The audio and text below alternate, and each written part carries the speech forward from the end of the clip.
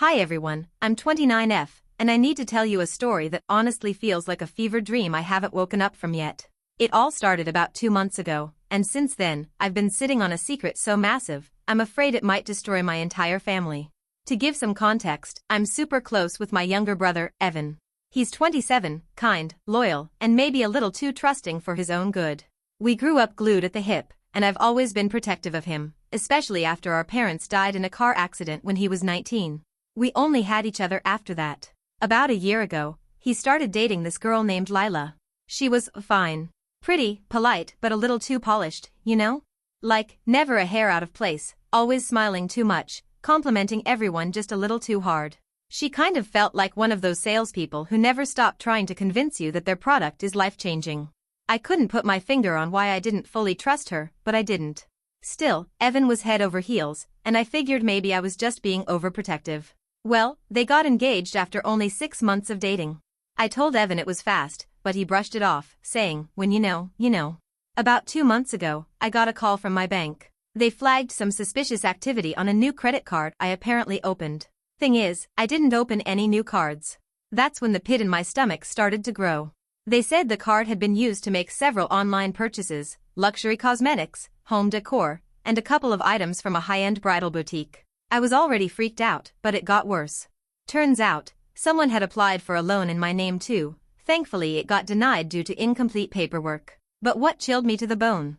All the details used on the applications were correct, my social, my birthday, even my old college address. Someone close to me had to have done it. I froze. The only people who even knew some of that info were Evan and Lila. I wanted to believe it was a coincidence. Maybe a data breach or something. But I couldn't ignore the feeling. I started digging. I requested a full credit report, and sure enough, 3 credit cards had been opened under my name in the past 45 days. One of them had a delivery address listed. And it wasn't mine. It was Evan's new apartment. The one he shares with Lila. That's when the rage and fear started to mix. Someone had stolen my identity, and all signs were pointing straight to my soon-to-be sister-in-law. I haven't told anyone. Not Evan, not even my best friend. I'm still in the middle of gathering proof. I created a burner email. I signed up for one of those dark web monitors. I even called in a favor from an old college buddy who works in cybersecurity. I feel like I'm living in a damn spy movie. And here's the kicker, Evan asked me to be Lila's maid of honor. She doesn't know that I know. But she's about to find out. So I agreed to be the maid of honor. Yeah, I know, sounds insane, right? But the second Lila asked, smiling like the Cheshire Cat, I knew I had to play along if I wanted to figure out exactly what she was doing and how deep this went. From the outside, I played the supportive future sister-in-law. I helped pick out napkin colors, texted her Pinterest inspo boards, even pretended to get excited about a rustic garden ceremony theme I honestly thought looked like an overpriced plant funeral. Meanwhile, behind the scenes, I was tracking every delivery, every charge, and every IP address tied to my hacked identity. And then one morning, I got my first break. A notification popped up from the fraud alert I'd set. Another attempt to open a loan in my name, this time from an online jewelry site. The shipping address? A P.O. box in a nearby suburb. I didn't waste time. I drove there the same day, parked across from the small, rundown mail center, and waited in my car with a coffee and sunglasses like I was suddenly cast in a low-budget crime documentary. I waited 2 hours. And then she showed up. Layla. Wearing yoga pants and sunglasses, hair in a perfect messy bun, like she was just there to grab an Amazon return or something. But she had the key. She unlocked the P.O. box, took out a stack of envelopes, and I kid you not, I saw the edge of a luxury boutique logo sticking out from one of them. I took a photo from my car. Zoomed in. Clear as day. Same boutique that was on my credit report. I sat there, heart pounding so hard I thought I might throw up. I had actual proof now. And not just circumstantial, this was photographic. She was using my identity and routing her scam through a P.O. box to avoid suspicion. My name. My credit. My freaking future. And then she had the audacity to text me that afternoon asking if I could help her pick out candles for the reception. I said yes, because if there's one thing I've learned in all this, when you're holding dynamite, you don't throw it. You wait until everyone's standing real close. The worst part? Evan still looks at her like she's the best thing that ever happened to him. And I can't tell him, not yet. Because if I do this wrong, she's going to find a way to spin it. She'll cry, lie, twist things until Evan thinks I'm the crazy one. She's good at this. Too good. So here's the plan, I'm going to keep playing along. Because this wedding? It's going to be her undoing. After the P.O. Box incident, things moved fast. I was a mess of adrenaline. I barely slept, constantly switching between tabs of credit reports, burner email notifications, and yes, Pinterest wedding boards, because I had to keep up the act. Lila kept messaging me like everything was sunshine and table runners. I kept replying like I wasn't mentally digging her financial grave. But then something weird happened. We were at a wedding dress fitting, the third one, because apparently none of the bodices spoke to her feminine essence, whatever that means, and her phone buzzed. Except it wasn't her usual phone. It was different. Smaller, older. And the way she jumped when it buzzed? I noticed. I made a joke. Something dumb like, who still uses a burner? Half laughing, testing the waters. She froze. Just for a second. A micro-expression, but I caught it. Then she smiled and said, oh. That's just my old work phone I use for dumb coupon apps and junk mail. I should probably get rid of it. I nodded, but internally, I was screaming. That was the second piece of the puzzle. A separate phone. If she had a secondary device, there was no way this was accidental. This wasn't just some identity theft of opportunity situation. She was organized. She was running this like a side hustle. And I was her favorite client. I couldn't steal the phone, not in a crowded boutique, but I did what I could. Later that night, I went full spy mode and messaged her as customer support from one of the fraudulent sites I knew she'd used. I'd created a spoof domain with help from my tech friend. The message said there was an issue with the billing verification on her most recent order and asked her to log in using a fake password reset link. She clicked it. Just like that, I had access to the email she'd used for the scam purchases. And guess what the email address was? myname.bridalhelp@gmail.com. I swear to God, my hands were shaking when I saw it. She'd literally made an email account in my name to open credit lines, order expensive wedding crap, and get freebies through bridal vendors.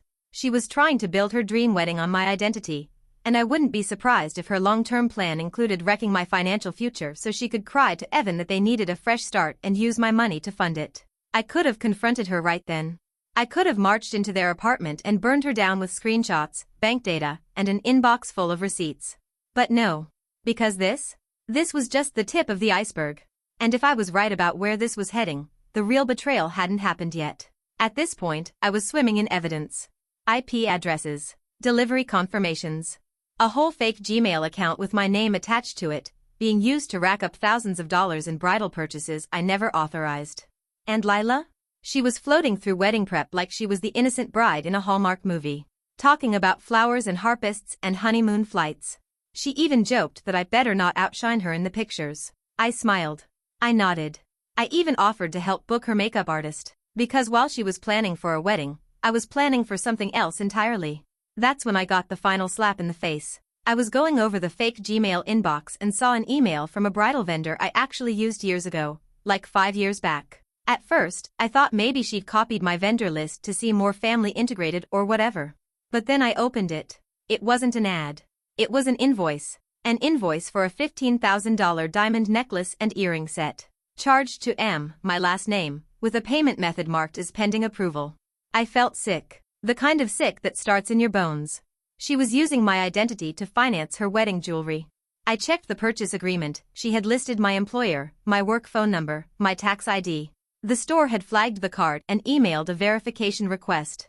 If they hadn't, that bill would have been under my name. I didn't even know she wanted diamond jewelry. She'd told me she was going minimalist, said she was doing vintage pearls from her grandmother. But apparently, that was just for show. She wanted real sparkle, she just didn't want to pay for it. I was still sitting there, reading and rereading the email, when Evan called. He just wanted to know what kind of wine pairs well with chicken marsala. God, it crushed me. He was so innocent, so normal, and had no clue that the woman he was about to marry was robbing his sister blind behind the scenes. I don't even remember what I said. Probably something like Pinot Noir's safe. I think I made a joke about boxed wine too. He laughed, said he'd let Lila know. And that's when it hit me like a truck full of betrayal. Lila's not just stealing from me. She's training him to trust her more than me. Every day, she's deepening her roots in our family, making herself the sweet, perfect, loving fiancée, while she guts me from behind a curtain of wedding planning. I stared at my computer screen for a long time after that. Then I opened a new Google Doc. Title, Operation Swan Song. Because if she wanted to play bride in my skin, then I was going to make sure her big day was unforgettable. But not in the way she imagined. By now, I had enough proof to shut her down. I could have gone straight to the police or hired a lawyer and nuked her life in one day. But there was still one thing that didn't make sense. Why me? Why target me, her fiancé's sister? It would have been safer to scam some faceless stranger, someone who wouldn't be at the bridal shower or sitting at the same table for Thanksgiving. This wasn't just about money. It was personal. So I decided to dig deeper, not just into the scam, but into her. I started with her online footprint. Lila had scrubbed herself pretty clean. Her Facebook was tight, barely a dozen photos. Her Instagram was curated and sterile, filtered brunches, 1-2 perfect dog, selfies in soft lighting. Nothing old, nothing messy. Like she'd edited her whole life. So I ran her name through a background search. Nothing came up. No criminal record, no prior addresses, no school history before 2018. That's weird, right? Nobody's that invisible. Then I remembered something. When she first met Evan, she told us she was from Michigan. That her parents were both teachers, and she'd moved here for work. But when I checked the address she'd listed on one of the fake credit applications, it wasn't Michigan. It was Nevada. I ran that address instead. And that's when it cracked open. A woman named Elena Marks had lived at that exact apartment 3 years ago. She had the same birthday as Lila. And her mugshot? Was a dead ringer.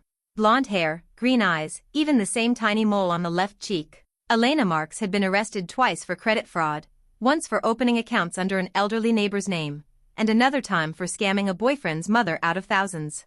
Both charges were dropped due to insufficient evidence and a first-time offender deal. But she disappeared after that. No social media. No updated address. Nothing. Except now, she was here. Living under a different name. About to marry my brother. And wearing a fake persona like a wedding veil. Lila wasn't her real name. She was a career scammer. And I was her new target. I sat there, staring at her old mugshot, my heart racing so fast it felt like it might rip out of my chest. All I could think was, Evan has no idea who he's marrying. And if I told him now, without undeniable proof, he'd choose her. I knew he would. He's in deep. Blinded by love and the idea of a perfect partner who just wants to be close with his family. No. I had to time this perfectly. Because if I played this right, I wouldn't just stop the wedding. I'd make sure she never conned anyone else again. I planned it for 2 weeks, every detail, every guest, every move. If I was going to take her down, it had to be public. Loud. Undeniable. Quiet accusations can be twisted. But humiliation? That sticks. So I hosted the bridal shower. Yep. I threw it. I rented out a beautiful little tea house downtown. White lace tablecloths, blush florals, overpriced macarons. I told everyone to wear pastels. Lila ate it up. She called me the best maid of honor ever and even got emotional when I handed her a box of silly gifts, bath bombs, bridal socks, a candle that said soon to be Mrs. It was perfect. Too perfect. I had to stop myself from flinching every time she said, I can't believe we're going to be sisters soon. Because she had no idea what was coming. At 3 p.m., when the tea and mimosas were flowing and everyone was comfortably buzzed, I stood up to make a toast. I thanked the guests. I praised Evan. I complimented Lila for being so organized, so elegant, and honestly, so resourceful. She smiled.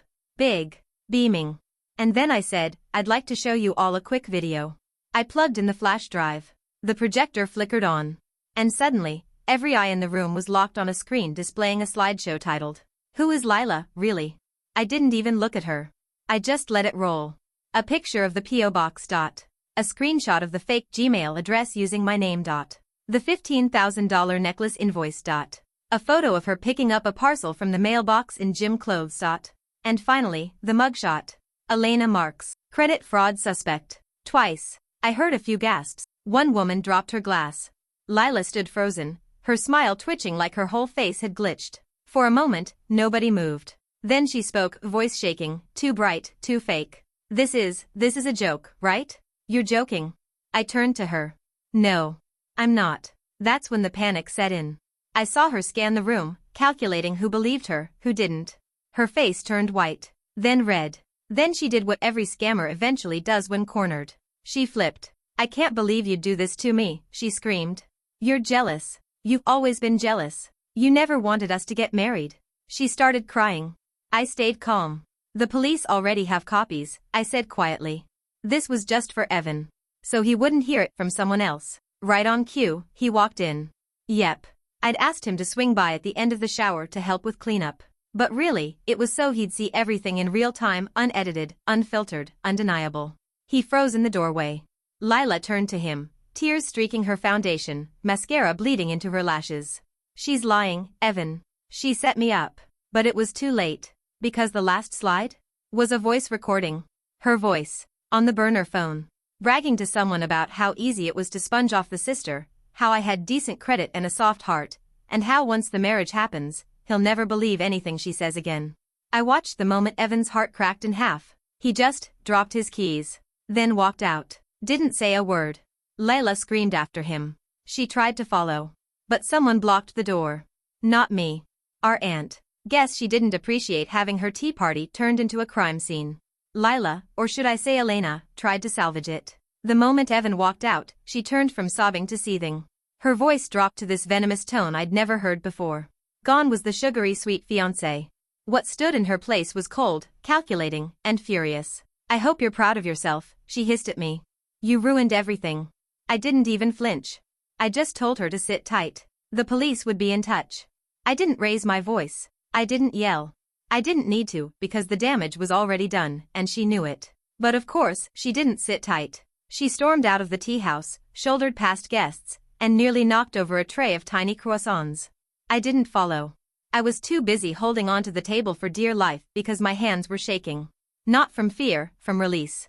Months of holding this secret in, pretending, smiling, letting her play house with my brother while she gutted my credit behind my back, it was all over.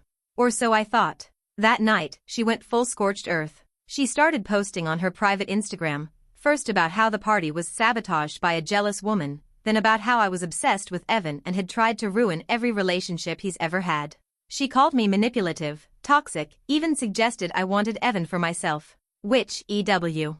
But I knew what she was doing. She wasn't defending herself. She was setting up the sympathy campaign. And for a minute, it worked. Some of her friends started messaging Evan. Some even messaged me, asking what really happened. That maybe I overreacted. That I was harsh, cruel, spiteful. But then the mugshot surfaced. And the screenshots. And the P.O. box photos. Turns out when you commit identity fraud and scream at an entire room full of pastel-clad relatives, people don't stay on your side for long. By morning, she'd locked all her accounts. And Evan? He showed up at my apartment at 8 a.m. He didn't knock. Just stood there in the hallway with his hoodie pulled over his head like he was 12 again and had just crashed his bike. He didn't say much. Just this, how long did you know? And I told him everything. How I noticed the credit cards. The fake email. The P.O. box. The old mugshot. The background check. The burner phone. The freaking necklace. Every breadcrumb I'd followed until I uncovered the whole rotten thing. He didn't cry. Didn't yell. He just sat down on my couch and whispered, I almost married her. We sat in silence for a while. Eventually, I made coffee. He drank it even though I know he hates the way I brew it. And that's when I realized he didn't just lose a fiancé. He lost the future he thought he was building. The house. The dog. The weekend brunches. The she completes me lie he'd told himself for a year. Gone. Just like that. I told him it wasn't his fault. And I meant it. But I also told him this. She picked you because you're a good man. She picked me because I'm the one who wouldn't let it slide. It happened 3 days later. I got the text at 7:46 a.m. from a number I didn't recognize. Just one line, they got her. It was from my friend in cyber investigations, the one who helped trace her IPs. I stared at it for a full minute before it sank in. I hadn't even known the exact day the cops would move. I gave them everything, screenshots, purchase logs, credit reports, even a copy of the voice recording. But after that, they went quiet. Probably to avoid tipping her off. Turns out, they'd been building their own case behind the scenes. And now? They had enough. The police showed up at the apartment she and Evan had shared. She wasn't there. But she'd been stupid enough to leave a digital trail, hotel reservations under a fake name, Uber rides on her old burner, and a single check-in at a gym she apparently forgot had facial recognition entry. They found her that night at a downtown boutique hotel, living like nothing was wrong. She was arrested in the lobby. Wearing a white silk robe. Drinking champagne. With someone else. Yep. She already had another guy. They weren't sure how long she'd been setting him up to, but based on the fake name she used at check-in, it was clear she was already halfway into her next grift. That detail hit Evan hard. He hadn't said much since the bridal shower, but after the arrest made the local news, yes, is news, he called me. His voice sounded hollow. She moved on that fast, he said. Was I ever real to her? And the truth? Probably not. He was a mark. A stepping stone. She played the long con, the sweet girl from Michigan routine, the family values, the perfect future, all while slowly draining him and poisoning everything around him that wasn't hers to touch. But I didn't say that. I just told him I was proud of him for walking out. That a lot of people wouldn't have had the strength. That part was real. Because here's what Lila, Elena, whatever, never understood. My brother isn't weak. He's trusting. There's a difference. And now he's finally learning that. As for her, she's facing multiple charges: fraud, identity theft, falsifying financial records, and pending investigation for a potential scam on the new guy, too. Her court date's in 3 months, and guess who the prosecutor's key witness is? Yep. Me.